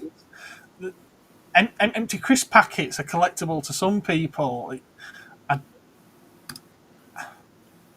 I still think there's a point where a toy, if it's not really intended to be played with, then it's not a toy. Just because you can play. I mean, you can play with a brick if you want to play with it. It's not a toy, though, is it? Yeah, but as soon as you start playing with it, it becomes a toy. I suppose we have very, very different opinions on this. Then I suppose the question. But that's the point, though. As soon as it doesn't matter what it is, as long as you start playing with an object, that object then becomes a toy.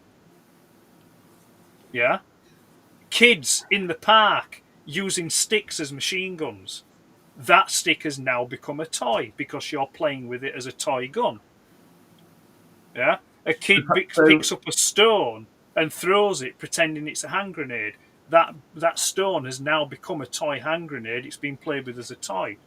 So whether you like it or not, doesn't matter what it is. As soon as you start playing with a thing, that thing becomes a toy, because a toy is, I'm sure if someone looks it up in a dictionary, a toy is an object that is used for play. Yeah, because otherwise you'd have to define a toy as something which was purchased for monetary value with the intent of being played with by a child. Well, I don't know. How many kids play with their pets? Does that mean that animals are toys? I think we're talking about inanimate objects, broadly speaking, because that would be... Why draw the line there? No, seriously, why draw the line there? Because animals are sentient creatures with their own capability. They are. No. You've suddenly just added an extra dimension to it to fight. No. I have not added an extra dimension. I have just stated a fact that as soon as you have an object that you begin to play with, it becomes a toy. Feature. Yeah, that's what I said. When you have an animal object, will play with you back. An animal is a playmate. It's not a toy. Yeah. They will interact with you naturally. Yeah, that's the difference. Yeah, thank you, Andy. Yeah, that's the difference. It's like you're saying, "Oh, I'm going to go play out with my friend." It doesn't make your friend a toy. It means that you are having interactive play with a friend. Yeah. So that's the distinction. Friend. This is a toy. Yeah.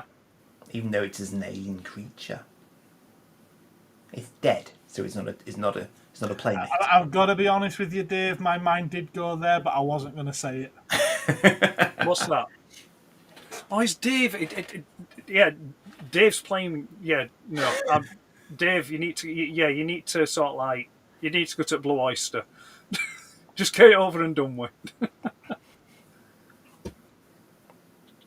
Oh, he's not. Bless him. Don't call him that.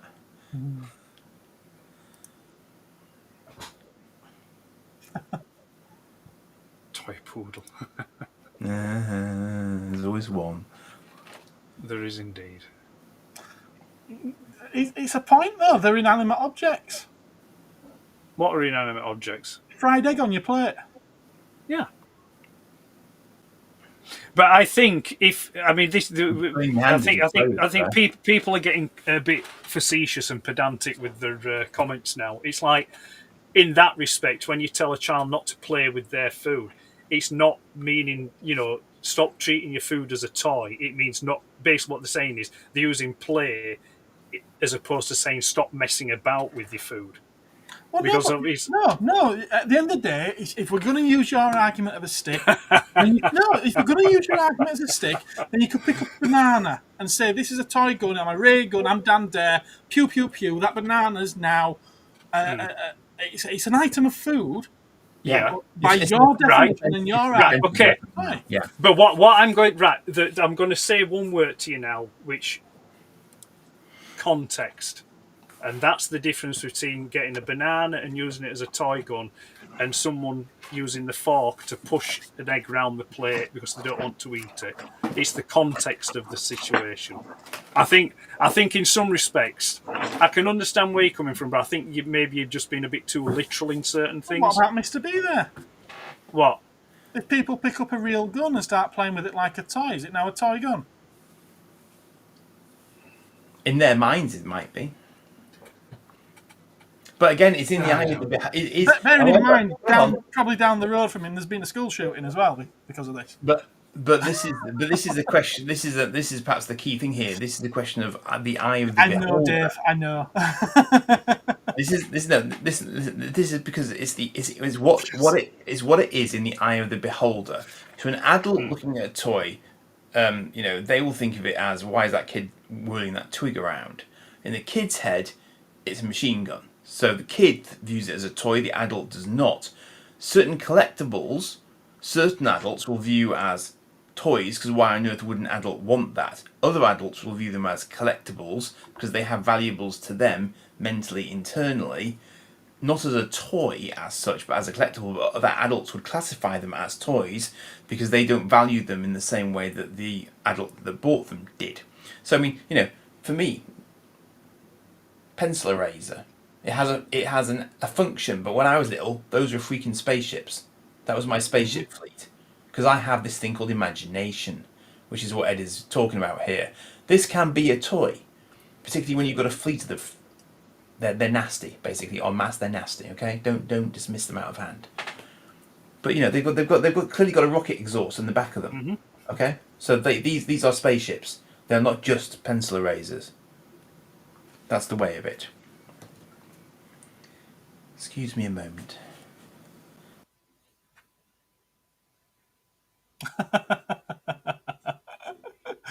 Someone's taking important business calls. Are we going to move on to pickups at any point soon? Or things that you'd like to share? Because we're an hour and a half in already. That's gone quick, hasn't it? We are indeed. Yeah. I know my mate, when he was a kid, threw his dinner at the wall because he wasn't allowed to watch Magnum P.I. Well, maybe he wanted a UFO, so he made a flying saucer. Mm-hmm. He's placing an order for more erasers. He could well be doing. He needs to stop playing with his phone and come back to the council. Yeah. What it is to have kids with phones, honestly. Have you finished playing with your phone now? I have now, yeah. It's a toy, is that, Andy? No. It's a video game console. No, it's a TV. No, it's a radio. No. It's everything. Absolutely everything. All in one. All in one. So did somebody say pickups then? Yes. Also, you could hear us still. Yeah, my ears weren't turned Oh, off. of course, yeah. You mute yourself, you don't mute us. He just muted his microphone. That's fair enough. Yeah, pickups. Who's going first? I'll go first. One. There you go. That's it. Move on. I don't want. It's an ornament. It's a collectible. I don't want to touch it too much. I'll be playing with it. Dave, I can be more facetious than what you could possibly imagine. Ed has picked something up. Oh, I took too long to turn my lid off my bottle. Then I was playing with it. That's now a toy. Deary me. Oh, Deary me. Right, so we get into some things that are Wow, indisputably already. toys. Wow. What's Very possible? good. You're obviously enjoying them, Ben. He's ploughing through them, isn't he? Yes. Cool. Marvellous. but no, seriously, yeah, just that came in. I think that came in just after Council last time, 2 weeks ago. All right, okay. Which one is it again? It's Razor, X-Transbots Razor, which is Bone Crusher, one of the Constructicons.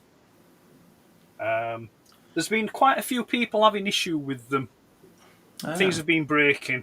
Oh, but dear. I think heavy-handedness and sausage fingers, I think, probably more to play in that one, I think, than anything else. He is called Bone Crusher for a reason, presumably, so we need to be careful. You know. The time I got the Saturn, I saw video games as a different thing to toys. Interesting. Well, they're in the toy section of the catalogues, aren't they? No, they are toys. They are toys. It's just that digital toys. There's one. I'd say consoles. I'd say consoles probably fit the toy categorization better than, say, like a home computer. Yeah, because a home computer has multifunctions. You know, it can be used to play like video games on, but it's not its primary function. Where a console, its primary function is to play games on, and playing games are a type of toy.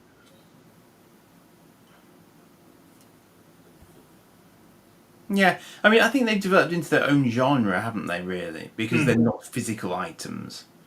I was going to go down the route of you don't actually play with the console, you play with games that, that are separate to the console. It's just how you use them, but I'm not even willing to get into the debate, quite frankly. No, you're right, yeah.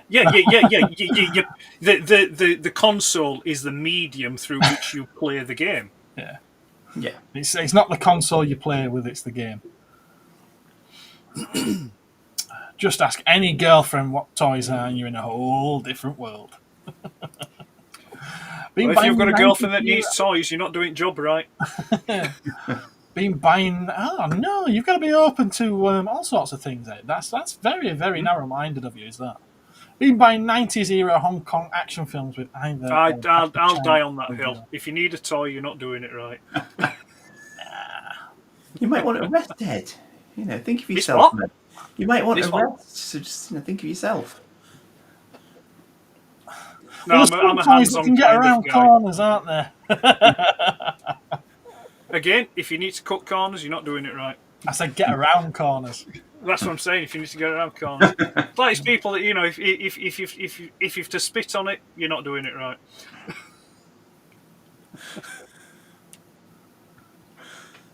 Do it so it doesn't hurt me more than out else. That's what I'm saying. Not doing it right. You input on the controller. Yes, you do. Yeah, that's what I'm saying. Yeah, the controller on the console is the medium through which you play the game. Andy has a ripped Skeletor bod right now. Oh yeah. Yes, he does. Yeah. What? Because Via of the your screen. background, sir. Yeah, Oh, of course, yes. I don't even have a girlfriend. Fair enough. Right, you need to remedy that, Dave. Get yourself a girlfriend. You might not be playing on. You might not be playing on Minecraft and that other one that you were playing. That other one you were playing on other night. It was quite an interesting one with that. It's like a city building one. City one, yes. I can't remember the name of it, but Skyline. I liked the graphics of it. It was nice. It was nice graphics. He was telling me about his previous job earlier today, and trust me, he's been through no shortage of girlfriends. Well, that's right then. If stereotypes anything to go by. This discussion has got a bit saucy now, making Dave uncomfortable. I don't think anything can make Dave uncomfortable. Ironically, it was an ex-girlfriend that got me into Minecraft. Interesting. That is ironic. Yeah, very interesting. He's doing my head in. He's always wanting it. Here, have this game.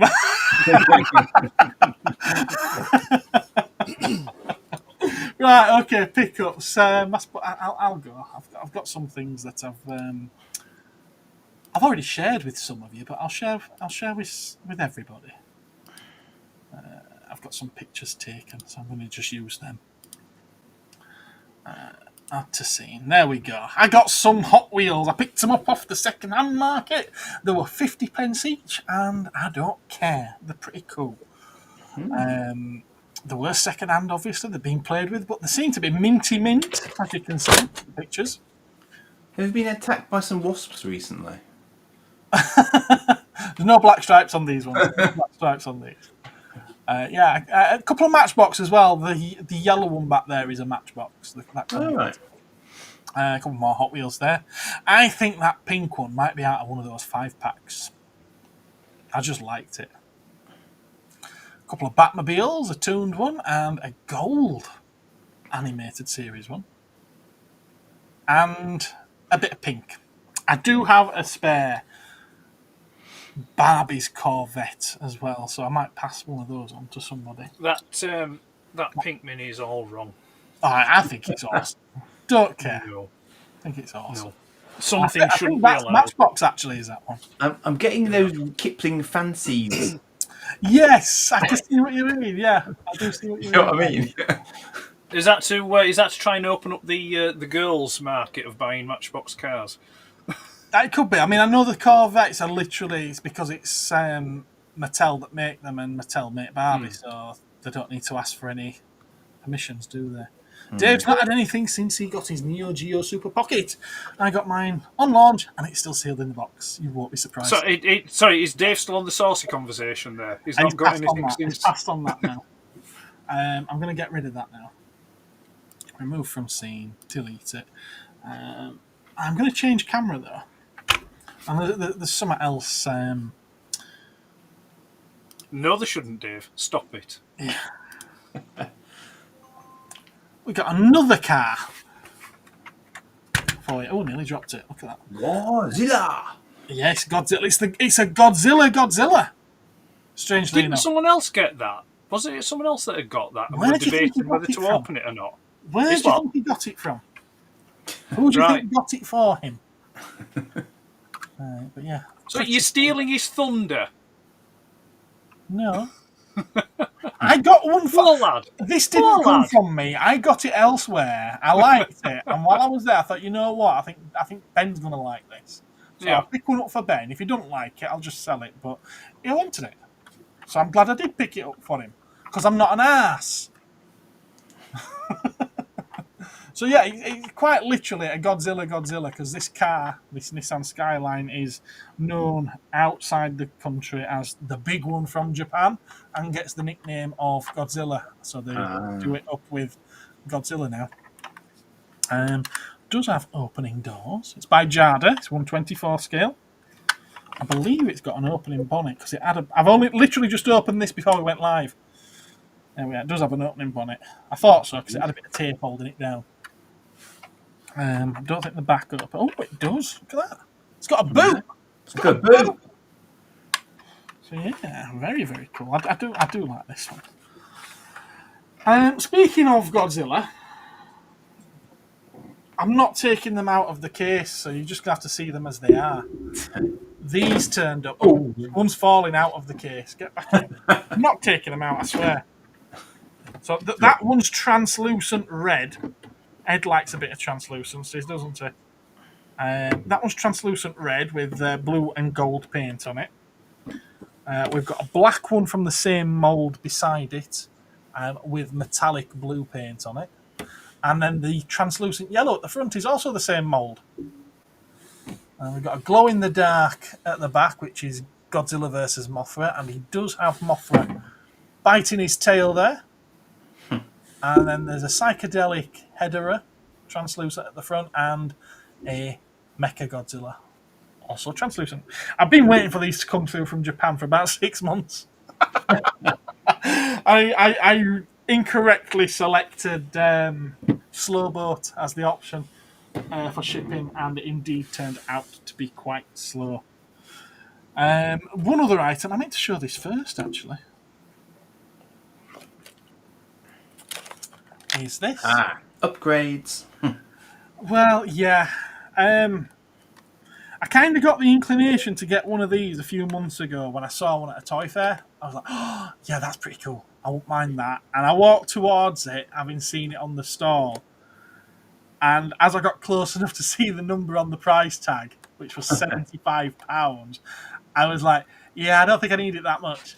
I think I once saw that one and described it as optimistic pricing. Yeah, I was like, no way is that worth 75 quid. It's mental. I don't care how mint the card back and bubble is.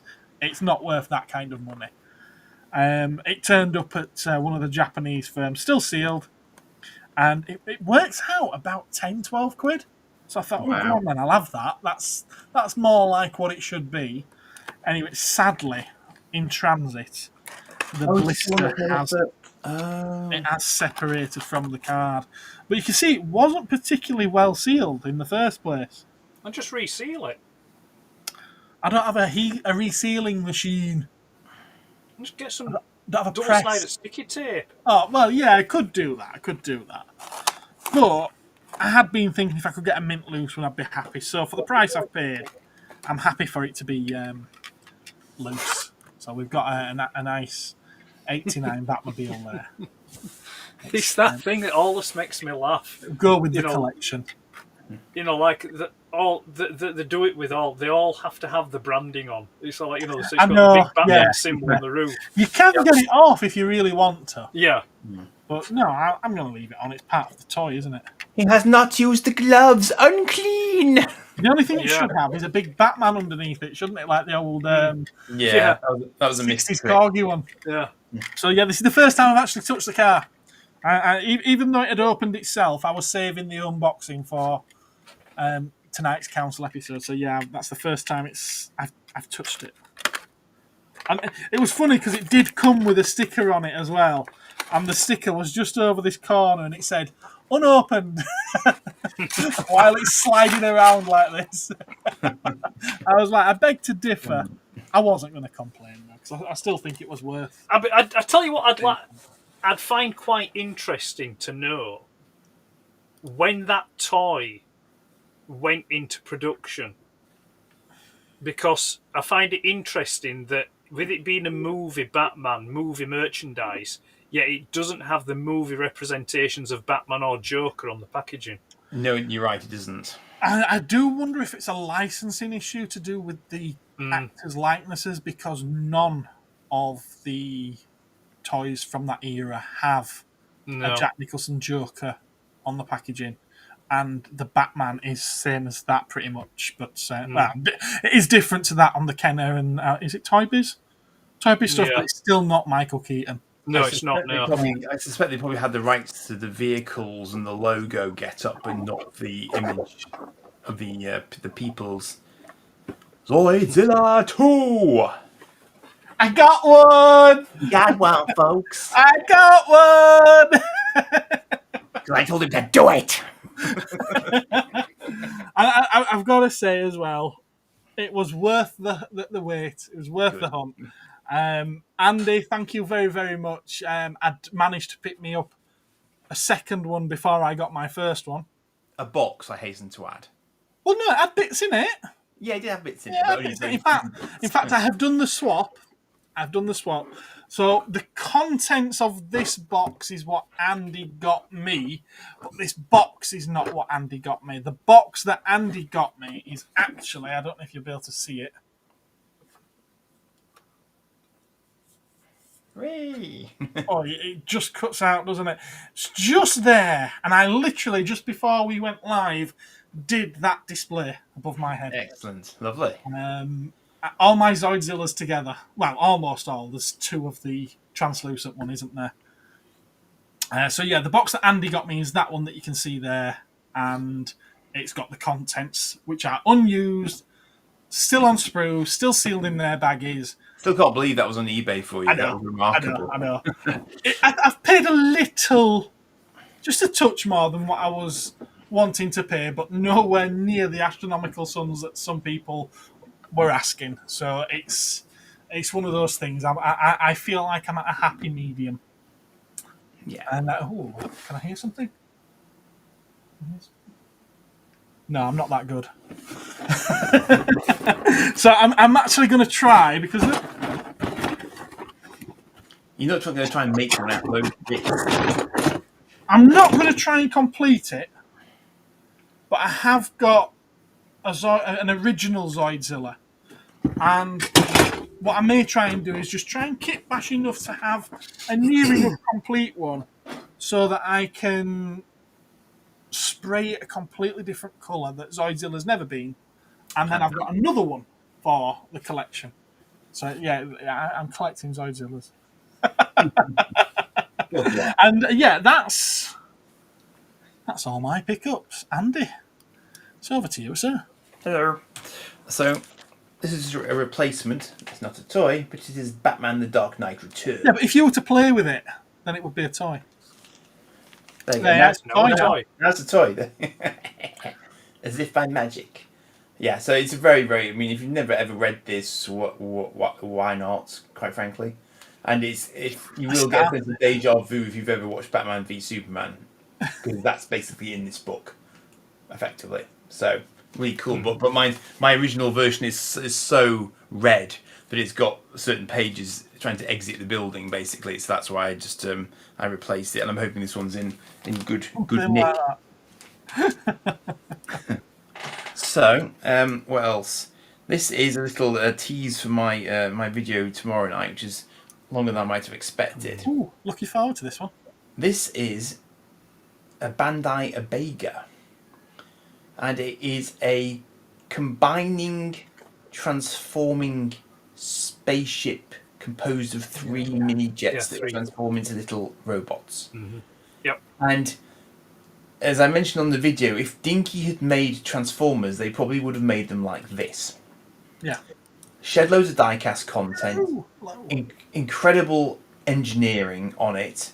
Just transforming, this one was the most challenging because it defied the laws of physics, the way in which I felt it needed to be done to transform it. But it does transform. And these are 41 years old. And just look at it. Nice. It looks brand new. It's in astounding condition for its age. So I plumped for one that was kind of mid-range, priced on eBay, because I wanted to get a box with it, you know, for the sake of being able to have a look at how they marketed it back in the day and everything else. So, but just one of those ones that really made me quite happy. It's quite reminiscent of the Battle of the Planets toys as well. You've even won Phil over with that one. Ah. Yeah, come on. Yeah. You'll be happy to know that the awesome name that they gave this is the Alpha Jet. Is there a Beta Jet in there as well? There is. There might even be a Gamma Jet. Gamma Jet? No Delta? No, strangely. Oh, I don't think there was anyway, but yeah. So anyway, yeah, so usual Bat channel, usual Bat place tomorrow, 7:30. Now, an old friend that I haven't done a video of yet. Ooh. A reasonably complete G1 thrust. Oh, might even drive you insane. But I have not had Transformers G1 box in my hand for like ever, and it's not in perfect nick, but look, you know, it's got its robot points and stuff in there, and the tech specs on there and stuff, and it's just it feels nice to have one in the hand again.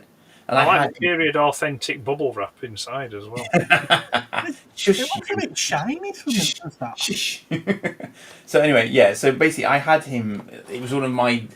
I wouldn't say it was my last Transformer buy, but it was the only jet I ever had. It was the only Seeker I ever had. And I think he's got his nose wheel and stuff. So I just need to have a little bit of an investigation, see exactly how many bits I got with him. But I just, you know, he wasn't stupidly expensive, and I just thought, you know what, I quite fancy having an original box to look at.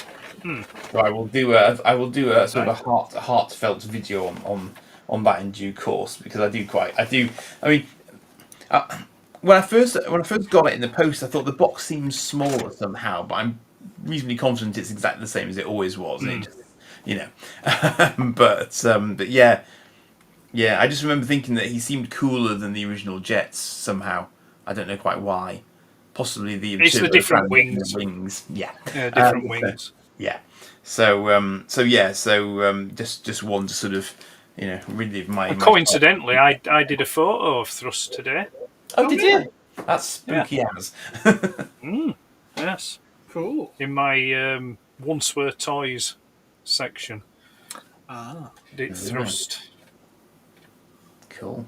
It's nice. It's a nice figure. It's the I'd say it's the better of the three cone heads, if you want to cones, because like Ramjet has just got the big like solid booster things as guns, and then Dirge just has like the thinner solid. Where Thrust is the only one of the cone heads that actually retains the firing missiles gimmick, from the original Seeker jets. Well, the original jets, they didn't call them Seekers back then, but yeah. Where did that term come from?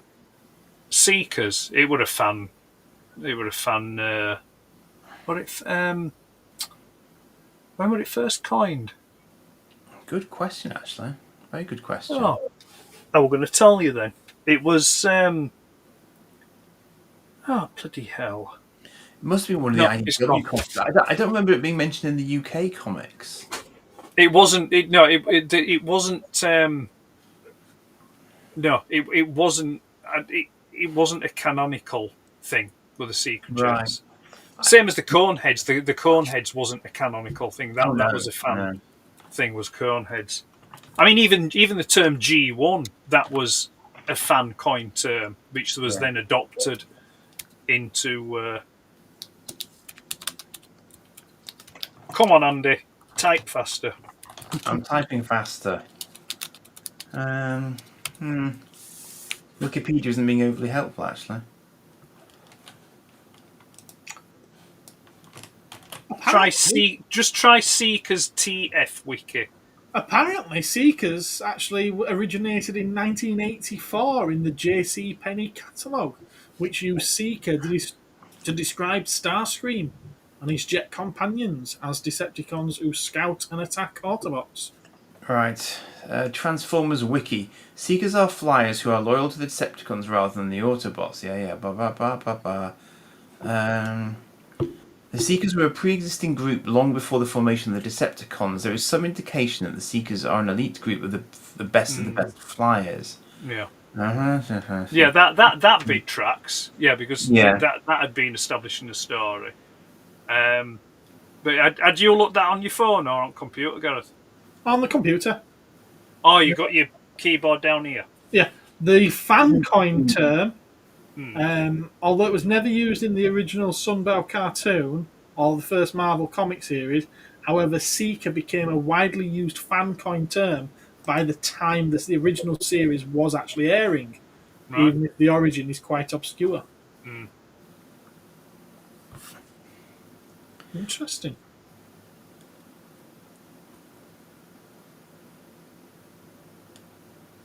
Yeah, but I mean that's the thing. I mean, there's been that many. Because, like I said, that thing about the jets being this elite squadron of flying transformers and stuff like that came up. There's been that many differences of like melding and merging stories that it kind of like muddies everything. You don't know what came first, which came later. Then one references another, and it all gets swapped and flipped around. But even on a forum, which is the TFW 2000, Transformers World 2005, back in 2009, someone was saying that it's from a 1980s gift catalogue. But they forget if it was Sears or J.C. Penney's. We actually now know that it was J.C. Penney, don't we? Right. So very interesting. Right. So at least we can say that it wasn't an official thing. It was something that was coined. But it's interesting that it's showing up in a catalogue. And then it being adopted from a toy just a sales catalogue into. I mean, it's a cool term, Seeker Jets. Because I think it's the same. I think it was the same with because the Cybertronian forms, the call them Tetra seems to be the first official. It's what? Sorry. Rudy's saying he thinks it was the War Within from Dreamwave. I saw that. That seems to be the first official usage of it. Of Seeker Jets. Yeah. Right.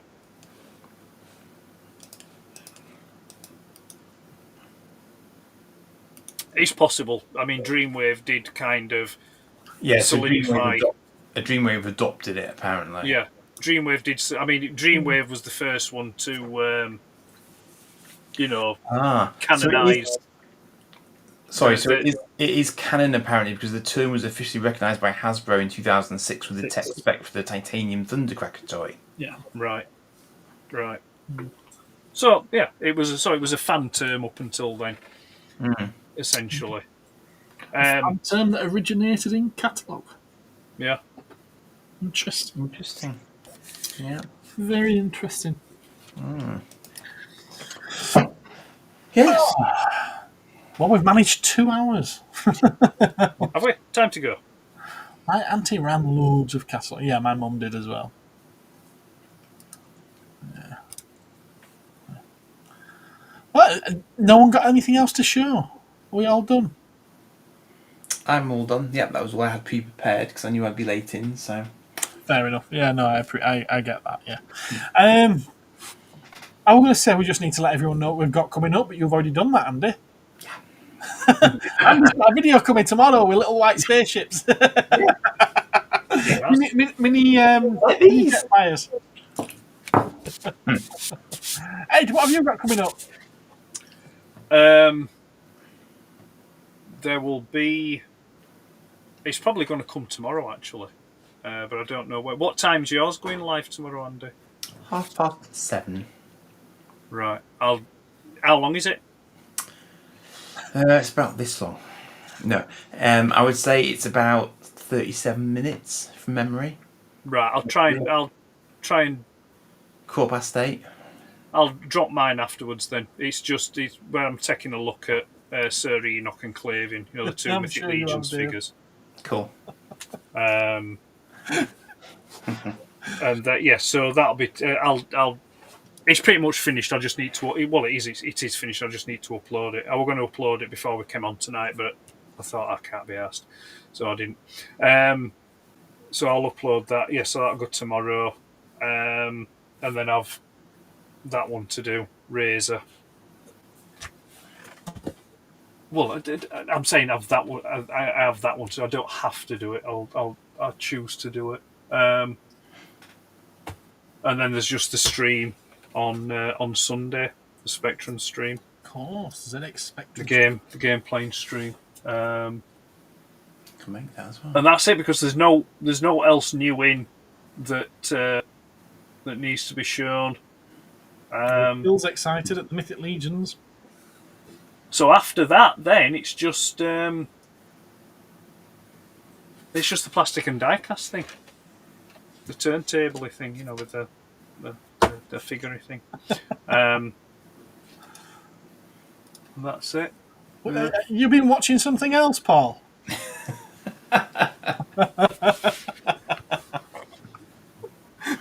Thank you very much, sir. I'm hoping to have something coming up on Friday. No idea what the hell it could be yet, though.